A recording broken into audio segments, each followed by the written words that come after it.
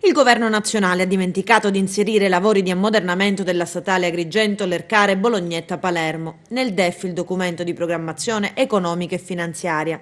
A lanciare l'allarme sono stati i sindacati di categoria Fenelwil, Filca Cisl e Fillea CGL Palermo, i quali hanno rivelato che il progetto previsto da una legge obiettivo di 16 anni fa è scomparso dall'allegato.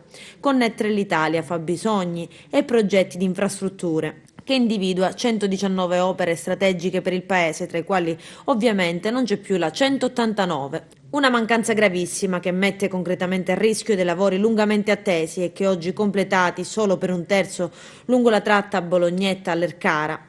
Il governo, spiega il segretario della Fillea CGL di Palermo Francesco Piastra, ha tempo fino a giugno del 2017 per poter aggiornare la vecchia legge, obiettivo e riprogrammare gli interventi, ma è un'opera fondamentale per le due province rispetto alla quale non consentiremo venga meno l'attenzione. Sul tema, anche con riferimento alla viabilità interna, avevamo richiesto un incontro con l'assessorata infrastrutture della regione siciliana perché venissero date delle garanzie. Nei giorni scorsi, continua Piastra, si è svolta un'assemblea con i lavoratori.